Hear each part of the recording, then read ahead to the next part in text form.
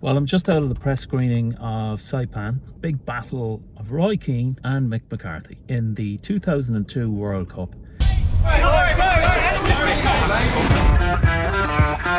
We're sending them to the place that launched the nuclear bomb. That's ominous. It's kind of hard to overstate now the kind of intensity that existed in Ireland at the time and around that battle between these two massive egos. This film is not about football. That's one thing to emphasize for everybody, just in case you're wondering, do you have to know about football to watch this film or to enjoy it? And the answer would be no. As long as you know that you need a football to play football, then that's all you need to know. Because that'll be obvious from the film, because the FAI didn't. We don't have footballs. We can manage without that stuff. Without footballs. It'd be better if we had footballs. The entire country was split, and it was split in two. I would say at the time, from assessing it, about 2-1 in favour probably of Mick McCarthy and against Roy Keane. Now, the vast majority of the people supporting Roy Keane were in Cork. I would say in Cork probably 90% of the people were behind Roy Keane. Rest of the country mostly against him, I sensed, certainly in Dublin. And people would have said that this guy probably let down the nation, walked out on, he was the captain, you know, it was such a big sort of opportunity. And the big question is, what if? What would have happened if Roy Keane hadn't walked out? Here's Roy Keane! It's away again. There's great energy in this film, and certainly at the start of it as well. You see, it starts out with probably the best way possible, which is showing all of Roy Keane's most deadliest kills on the soccer field.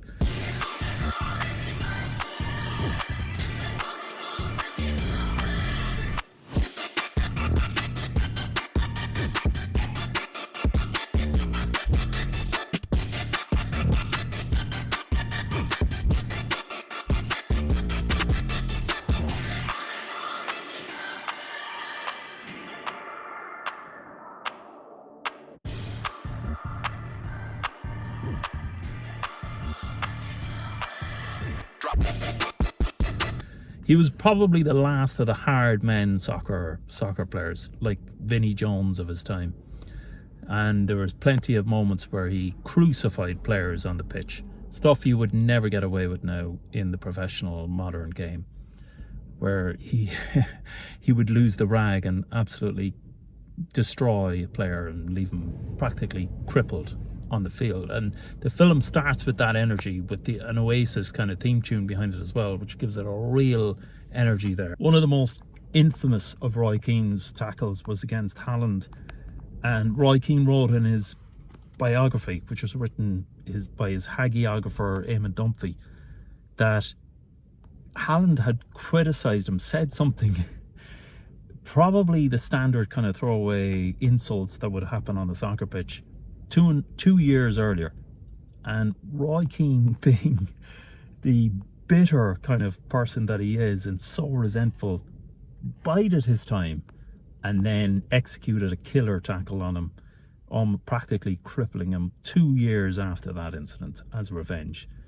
And he mentions it in his memoir, and as a result I think he was sued, because he said that he intentionally went out to hurt him, which caused all sorts of problems, because time had passed and we're in the modern era now when it's quite politically correct, and the hard man era is has kind of gone. The film starts with this lovely kind of innocent image of a little boy playing with a really worn out, tattered football in an industrial setting on the north side of Cork, probably Mayfield, where Roy Keane grew up. And then you see him transforming into that slightly scary, hard man, terrifying, almost slightly psychotic figure that Roy Keane became as an adult. And there was always this part of him where he was almost slightly possessed when he was on the football field. There was passion in him, but passion that almost descended into a sort of a psychotic obsession. And I think he genuinely terrified people on the field, and that certainly helped him as a player. And then later on, as captain of the Irish team, I think it instilled that passion. It was infectious. It instilled passion in his teammates because they saw him being so dedicated and so deeply invested in it that it couldn't but rub off on them. And that certainly helped him as a player. Incredibly, and it's kind of difficult to imagine now, but after the Saipan incident, but that he did actually recover in the FAI's eyes, and he was brought back as an assistant manager years later, many years later. But it was impressive that he still managed to recover in the eyes of the establishment after walking out on the team in Saipan. This film is based on fact. It's molded slightly because certain names have been changed due to certainly John Delaney, the controversial figure. He was head of the FAI at the time. He's so controversial that they couldn't name him in the film, and they decided to choose a different name, which was surprising because I thought that you couldn't really it would be hard to probably defame Delaney at this stage because so much has been said and reported around him. He was dragged in front of so many Oireachtas committees at the time for all sorts of things, from the way this FAI was structured to finance and all this kind of thing. But it's based on a true story of a battle between two lads, Mick McCarthy and Roy Keane, during the 2002 World Cup, where Ireland had qualified for the World Cup, which was something rare at the time. I think Italian 90 was the first time Ireland ever qualified for the World Cup. So in 100 years or whatever. And then Saipan in 2002 was as it turns out, one of the last times we qualified. As it turns out, now in 2025, we're battling it out in a qualifier to hopefully qualify for the next World Cup. But at the time, it was still a big deal for Ireland to qualify for the World Cup in soccer. So we qualified for Saipan. The team went over with Roy Keane as the captain to Saipan in order to prepare for the World Cup, and battle erupted. So as a result, Roy Keane walked home and decided to abandon the players and went home. And that instigated this huge rift between these two characters, about which this film is based. And you had everything from, the Taoiseach at the time, Bertie Ahern, was offering to intervene. It went as high as that. The entire country was talking about it. Everybody had a side to pick. And it was even talked about as a second civil war. So Ireland, thankfully, has only had one civil war so far in 1922. These things tend to be bloody, vicious, brother against brother. So for people to be able to joke about it, even 100 years later, was saying quite a bit. In Cork, Michael Collins was even brought into it. There were t-shirts saying, that Roy Keane was the second Cork man stabbed in the back. And he was, and Michael Collins' picture was underneath. So it raised a lot of emotions, probably a lot of humour as well. A lot of it was tongue in cheek, because I think people did realise that there was a ridiculous nature to it. And happily, this film has kind of captured the ridiculous side of it. There is a kind of a playful assessment of the film here, I think. It doesn't take itself too seriously, which is just as well, because it was quite a ridiculous moment. These two players, Mick McCarthy and Roy Keane, they had played alongside each other in the Ireland team of old. And that is a perennial problem, I think, when you have, in any workplace, if you have two people who are working alongside each other and then suddenly one of them becomes the manager. That is a classic scenario for conflict, be it in a normal office or be it in a sports environment, because you have two people who are equals in theory playing alongside each other, and then suddenly one is telling the other what to do. And when that other person is Roy Keane, that is going to be ripe with difficulty. But if that's a perennial problem, and that's one perennial theme that runs through this film, is how do you manage two egos when one is elevated above the other? And that brings out all sorts of history. So there was a huge amount of history between these two players. Roy Keane would have a reasonably high opinion of himself, probably not a terribly high opinion of Mick McCarthy ever really as a player, and that was brought through then as a manager, and I think his opinion of Mick McCarthy as a manager was even lower. So that would have been the seed of the problem. And then when Mick McCarthy was elevated to manager, I think Roy Keane never really ceded him any authority. I mean, Roy Keane would have treated him just as, not even an equal, as being beneath him. I noticed on a podcast recently, Roy Keane was asked about this film and asked about Saipan, and very typical of the character, he said, if I was to do it all again, I'd do it exactly the same way. And it's kind of what you expect from Roy Keane, but it's like absolutely zero sense of learning anything or reflection on his own behaviour, or deciding surely now maybe I would be more kind of diplomatic. And in some ways it's quite refreshing that he said that, because we're living in an era now where a lot of sports celebrities and celebrities in general pass it over to their PR agent, and the PR agent comes out with something very diplomatic and slick, and you know, in the passage of time we've considered that, you know, there might have been a different way to do things, and we're reaching out and we're embracing the other side and we're wanting to build bridges. Not with Roy Keane. He just says, I would do it exactly the same way.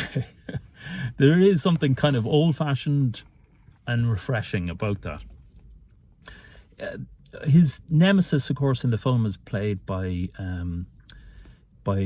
Steve Coogan, and it's almost inevitable, but Steve Coogan does lapse into kind of Alan Partridge sometimes in the film, and there, especially during a moment where he's gathering the team around for a kind of a team huddle, and he does the serenity prayer. So, grant me the wisdom to know what the things that are under my control, and the courage to know the difference. But he gets lost in the middle of it, and he meanders, and you know, a sort of what should be an inspiring message to the team turns into a load of gibberish, which is kind of a little bit reminiscent of Alan Partridge, but it shows a kind of an undermining of Mick McCarthy's power, and I suppose it does portray him in a less than intellectual light, let's say, where he's not really a very strong spiritual leader, that he feels like he's just kind of winging it and making it up.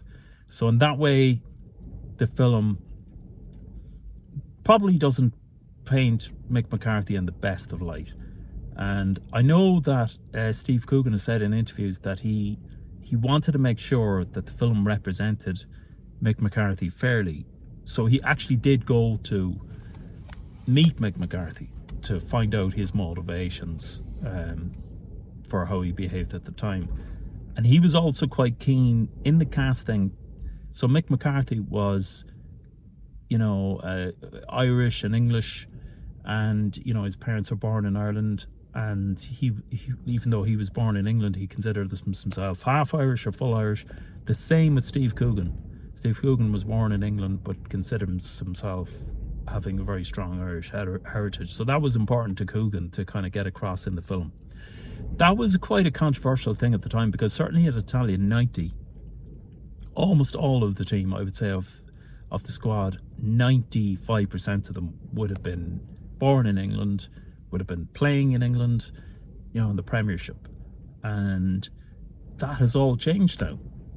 It's gone the other direction. The modern Irish team are almost all playing in Ireland, mostly because they can't qualify for the Premiership. It's too competitive. The odd player might be in the Premiership or maybe in a second division team, but the Irish team now tends to have been born in Ireland. But at that time, most of the players, including Mick McCarthy, were English. And that is quite a sensitive theme throughout the film, and probably the lowest blow that Roy Keane puts in, which is saying a lot. One of the most vicious remarks he says is, well, Mick, you're not even Irish. You know, you're English. And he holds that over him, which causes quite some bitterness. And so throughout the film, you see Roy almost kind of bullying Mick McCarthy throughout the film and really does not give him a minute's rest. So he's intentionally crowding him on his space. So there's a classic scene in an airplane where God knows how the filmmakers did it, or maybe they constructed it, but they filmed in an airplane toilet, which would not have a huge amount of space or clearance, but I think they wanted to give the sense of claustrophobia, where Roy Keane is literally invading Mike McCarthy's space all of the time, waking him up in the middle of a snooze, in his face all the time, being quite aggressive and a little bit bullying, I suppose, in some ways. He never lets him go for a minute. So there's tension and aggression from the very word go. Overall, this is a really enjoyable film. I think in some parts, it almost veers into a kind of a biography of Roy Keane, because it starts with him as a little kid kicking a ball up against a wall on the north side of Cork City. And then it goes through all of his famous, notorious tackles. And it's probably more of a Roy Keane film than a Mick McCarthy film, even though really the central theme is the battle between the two of them, between two egos. One probably more egotistical than the other, I'd imagine. Roy Keane is played by Eanna Hardwicke, who's having a really stellar career and kind of came from almost nowhere to being in big films overnight. Another film that I've reviewed on this channel is Vivarium, in which Eanna Hardwicke starred, and you had Hollywood A-listers there, and I think that was only his second film. He also starred in Normal People. So he does a very good job here playing Roy Keane. Physically, looks quite like him. He works out pretty hard as well in the gym, just as Roy Keane was in peak condition at the time.